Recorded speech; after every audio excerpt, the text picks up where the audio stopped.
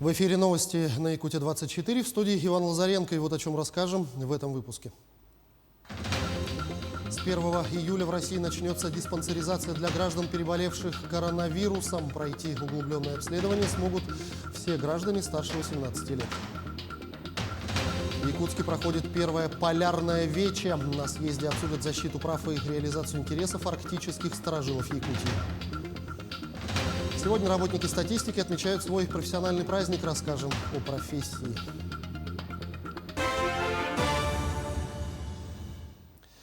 По данным Республиканского оперативного штаба, за минувшие сутки в республике зафиксировали 95 новых случаев заболевания коронавирусной инфекцией. Наибольшее количество случаев фиксируется в Якутске – 59 заболевших, в Мегино-Кангаласском районе 6, в Вилюйском районе 5 новых случаев коронавируса. По 4 новых случая выявили в Нерюнгринском, Мирнинском и Эвено-Батантайском районах республики. В Хангаласском и Чурапчинском районах по 3 случая, в Алданском, Намском и Усть-Алданском районах по 2 новых случая. Один новый случай COVID-19 зафиксировали в Устьянском районе.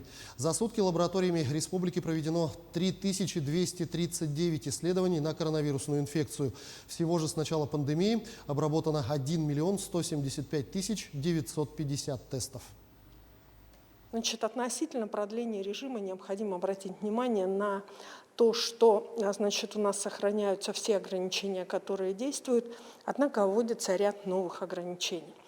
Одно из них направлено на то, что в аэропортах Республики Саха-Якутия, таких как Якутск, Мирный и Удачный, это сегодня те аэропорты, которые принимают иногородние рейсы, будет производиться термометрия прибывающих и сведения о гражданах с температурой выше 37,1 градуса направляться в Роспотребнадзор и медицинские организации. Второй момент, связанный с ограничением, он связан с защитой наших детей. Вы знаете, что в республике установлен ряд мероприятий, направленных на защиту детей до тех пор, пока не будет начата процедура вакцинации детей. В целях защиты детей с указом установлено: дети до возраста до 14 лет не допускаются к самостоятельному посещению торговых центров, рынков, предприятий общественного питания без сопровождения взрослых. Такая мера направлена прежде всего на то, чтобы непосредственно подконтрольность детей, по сути дела, тоже не давала возможности распространения вируса. К сожалению, в ряде лагерей, которые открываются на территории Республики Саха-Якутия, фиксируются случаи заражения детей, и соответствующие меры Министерство образования принимает. С 1 июля в России начнется диспансеризация для граждан, переболевших коронавирусом. Пройти углубленное обследование смогут все граждане от 18 лет и старше, но не ранее 2-го месяца после выздоровления. В первую очередь на диспансеризацию пригласят тех, кто перенес коронавирус в средней и тяжелой форме. Обследование будет проходить в 2 этапа. С помощью анкетирования устанавливается, как у человека протекала инфекция, какие были симптомы во время заболевания. Затем пациент проходит тест с 6-минутной ходьбой для выявления патологий органов дыхания. Далее врач измеряет насыщенность крови кислородом. Обязательным на первом этапе также станет биохимический анализ крови. А второй этап диспансеризации включает в себя тщательное исследование сердца, сосудов и органов дыхания. Составлен план и список лиц, перенесших новую коронавирусную инфекцию. Имеется 2 группы. И первая группа лиц, которые перенесли ковид и имеющие хронические неинфекционные заболевания. Их 215 человек в нашей поликлинике. И вторая группа – это лица, перенесшие новую коронавирусную инфекцию, 9054 человека. Будут проходить 2 этапа исследования. Первый этап – это общий анализ крови, биохимия, рентген легких, спирометрия, сатурация и консультации терапевта. И второй этап уже КТ легких, УЗИ, доплеровское исследование сосудов нижних конечностей, если будет выявлена патология, риск тромбообразования. Специалисты Рослесхоза и Рослесозащиты ведут координацию авиационных обработок лесов Якутии от шелкопряда и других насекомых, сообщает пресс-служба Федерального агентства лесного хозяйства. Как отмечается в сообщении, уже обработано около 70 тысяч гектаров леса, что составляет 34% от плана. Всего же планируется обработать 205 тысяч гектаров. В этом году Якутия потратит на борьбу с шелкопрядом 245 миллионов рублей. Из них более 165 миллионов – это федеральные средства. Работы проходят в 3 лесничествах – Намском, Якутском и Хангаласском. В Якутии с началом купального сезона утонуло 16 человек, из них, к сожалению, 2 детей. Несмотря на запреты и профилактические работы спасателей МЧС, люди ежедневно рискуют жизнями, купаясь на несанкционированных пляжах. Именно в этих местах стартовал первый этап масштабной акции «Вода. Территория безопасности». Сегодня патрульные группы проверили безопасность городского пляжа, а также провели беседы с отдыхающими и раздали памятки с правилами безопасного поведения на водоемах. Мы находимся сейчас на данном моменте на 202 микрорайоне, это городской пляж вблизи реки Лена. Здесь на данный момент пляж не оборудован для купания. Здесь не дежурят спасатели, нету спасательного инвентаря, нету оградительных буев. И тем самым я не гарантирую, и также мы не гарантируем безопасность нахождения здесь на водных объектах. Когда это откроется пляж, когда будут дежурить спасатели, здесь уже будет безопасно. Русские старожилы – это этническая общность людей, которая сформировалась в арктических районах Якутии. Потомки первых промышленников и землепроходцев развивают культурно-этнографическую самобытность и традиционный образ жизни. 25 и 26 июня в Якутске проходит первое полярное вече.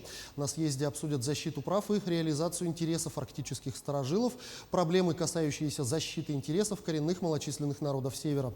Также участники съезда рассмотрят вопрос включения арктических старожилов в федеральный список малочисленных народов Дальнего Востока. В рамках съезда пройдет праздничный концерт, выставка и праздник «Первая Путина».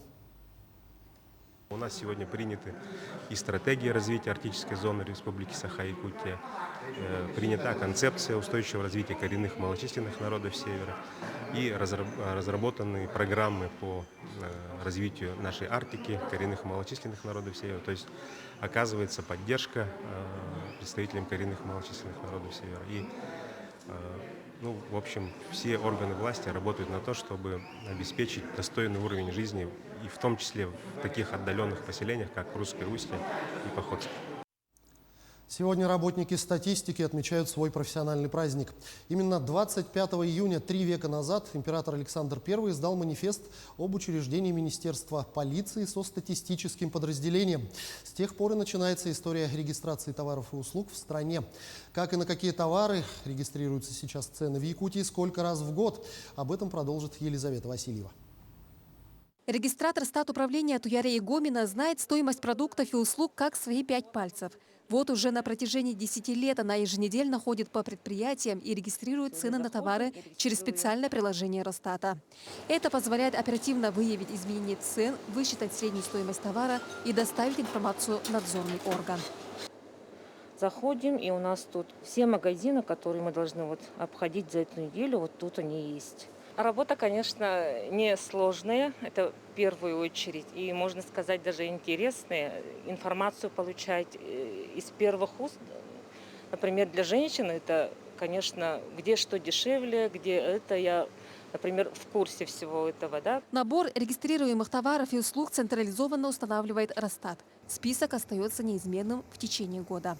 В этом году 100 позиций. Из них половина – продукты питания, остальные – услуги. Цены регистрируют прямо с прилавка или с официального сайта. Сниженные цены за несвежие продукты и дефектные товары не учитываются. В среднем на каждый товар, услугу представителя регистрируется не менее 5 различных уровней цен в организациях торговли с различными условиями их реализации для определения реального уровня средних цен на каждый товар, услугу в городе. На уровне города средние цены на товары и услуги представителей определяются по формуле средней геометрической простой величины. Служба госстатистики Якутии охватывает обширное количество организаций для анализа и наблюдения. Например, в этом году в списке более 1300 предприятий. Сюда входят магазины, организации сферы услуг, автозаправочные станции и рынки. Наблюдает за ценами в Якутске, в Мирном, Нерюнгре, Алекминске, Вилюйске и в поселках Зырянка и Уснера. Для регистрации статисты используют индекс потребительских цен. Если на 100 рублей прошлом году можно было купить 30 коробков спичек, то уже в текущем году мы можем купить только 29. Это и есть проявление инфляции. Но как измерить инфляцию? Что если хлеб сегодня подорожал, а мясо подешевело? Или подорожал ржаной хлеб, а пшеничный, наоборот, не изменился? Или еще бывает так, что у одного производителя цена поднялась, подорожала, а у другого подешевела. Это все и учитывает индекс потребительских цен. Как сообщает Управление статистики Якутии, с начала мая цены на хлеб, мясо, яйца, подсолнечное масло, кисломолочные продукты, сахар, колбасы, фрукты и овощи повысились в среднем на 5-6%. А на муку пшеничную, питьевое молоко и жирности цены, наоборот, снизились. Цифры цифрами, но в реальной жизни цены на продукты и услуги напрямую сказываются на жизни людей. В этом важную роль играет работа статистов – пресечение незаконного завышения цен. Елизавета Васильева, Григорий Охлопков, Якутск. Бывший нюрнбергенец, а ныне звезда российского масштаба Виталий Будяк приехал на свою малую родину. Ирина Кичигина не смогла остаться в стороне и встретилась со своим знаменитым земляком, чтобы узнать, как складывается его творческая жизнь за пределами Якутии. Виталий Будяк – это потрясающий гитарист-виртуоз, композитор, который пишет музыку невероятной красоты. Благодаря своему таланту ему удалось покорить сердца тысяч поклонников инструментальной музыки. Сегодня Виталий согласился немножко раскрыть секреты своей популярности. Виталий, здравствуйте. Здравствуйте. Расскажите, с чего все начиналось и как сейчас складывается ваша карьера как музыканта? Ну, начиналось все здесь, в Якутии, в тайге. Мы пели песни, подбирали их. Так и развивались, ходили на сплавы, вдохновлялись вот этой простотой и простором, людьми творческими. Собственно, дальше вот я поехал, поступил в училище, консерватория, Москва и так далее, и так далее, и так далее. И до сих пор развиваюсь, ищу новый звук, новое звучание, новые горизонты в себе раскрываю, начал писать песни. Что стало толчком к тому, когда вас узнала такая широкая публика, аудитория? Это, наверное, все-таки выход из зоны комфорта прежде всего. И это самое сложное было. И поверить в себя, наверное, в то, что ты делаешь, важно и красиво. Я вышел на улицу, началось все с музыки в метро в Москве. Я вышел перед большой аудиторией, незнакомой, и пришлось корректировать свои хотелки какие-то, и подстраиваться как бы под этот поток. Я начал обращать внимание на детали, на многие детали в этой цепочке. И постепенно понял, что людям нравится. А людям нравится то, от чего я сам балдею как бы. И я вышел на улицу, меня сняли на какую-то мыльницу, выложили в YouTube, там назвали это «Виртуоз из Якутии», там покоряет Крым, что-то такое. Вот. И это видео начало набирать обороты, там потом миллионы уже просмотров, как бы. Ну, как-то вот так. А я вот слышала о какой-то интересной технике игры, которую вы применяете. Можете немножко о ней вкратце рассказать? Ну, это, наверное, вы имеете в виду прием свист. Это когда я играю за границами грифа, вот в этой части. То есть здесь очень-очень высокие звуки, но чтобы полноценно продемонстрировать, это нужно как бы другая гитара. Ну, можете посмотреть в интернете. Ну и сыграйте что-нибудь для наших телезрителей, чтобы мы послушали, еще раз насладились вашей музыкой. С удовольствием.